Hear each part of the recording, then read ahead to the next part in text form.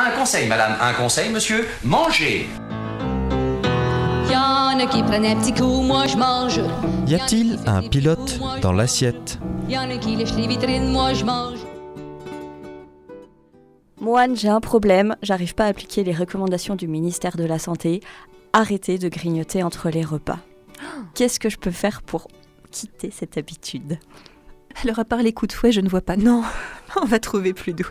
Alors, le grignotage, déjà on va vérifier en quoi c'est un problème. Si on a des horaires de repas réguliers, par exemple midi, 19h. Entre midi et 19h, on a quand même 7 heures de delta.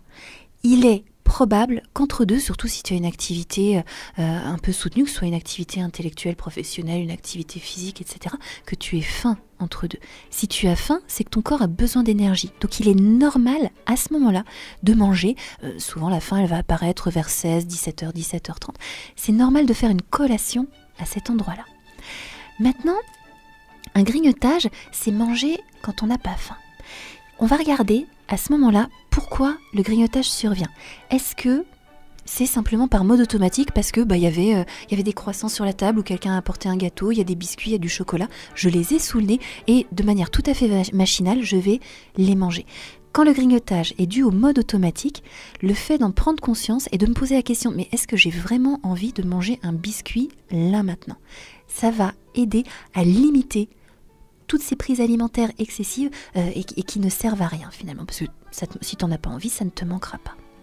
Si par contre, le grignotage il est mu par un besoin, on va dire, émotionnel, parce que tout à coup, il y a un stress, il y a de l'ennui, il y a une contrariété, le fait de manger quelque chose, c'est apaisant.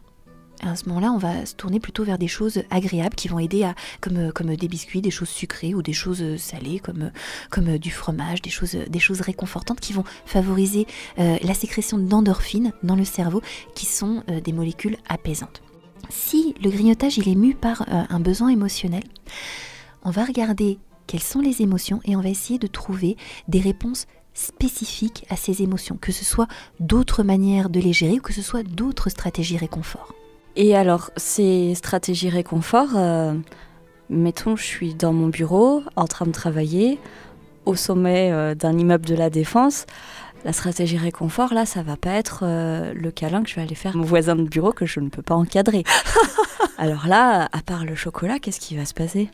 On est d'accord qu'il y a des contextes où les stratégies réconfort sont limitées. Juste pour passer un petit peu en revue, si le contexte est plus favorable, au moment où on a besoin de réconfort, on peut très bien aller faire un petit tour dehors pour respirer, sentir les fleurs, marcher dans l'herbe, etc.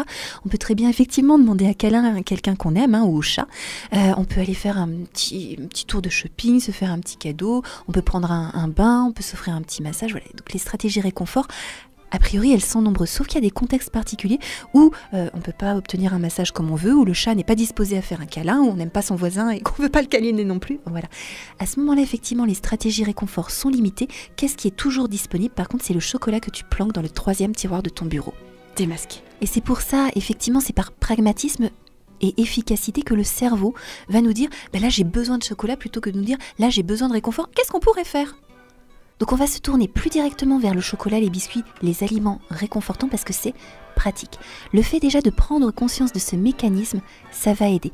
Ensuite, indispensablement, si on veut limiter, et surtout si on a beaucoup d'émotions quotidiennement à gérer comme ça, si on veut limiter la réponse alimentaire, un travail en gestion des émotions, comme en thérapie de l'enfant intérieur par exemple, ça va aider à mieux accueillir ce que nous vivons, à favoriser un dialogue intérieur qui va nous rasséréner au moins aussi efficacement que le chocolat.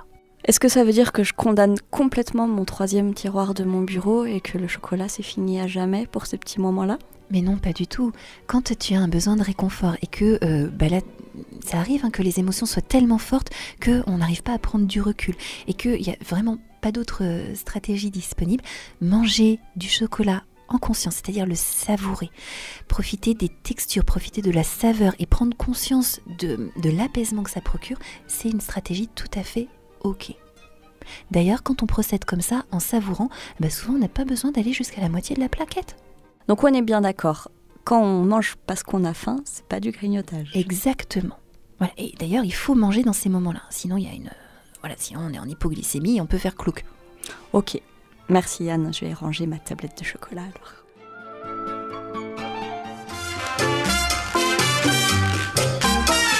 Cette chronique vous a plu ? Alors participez-y en posant vos questions à Anne-Claude à l'adresse contact@radioalto.info.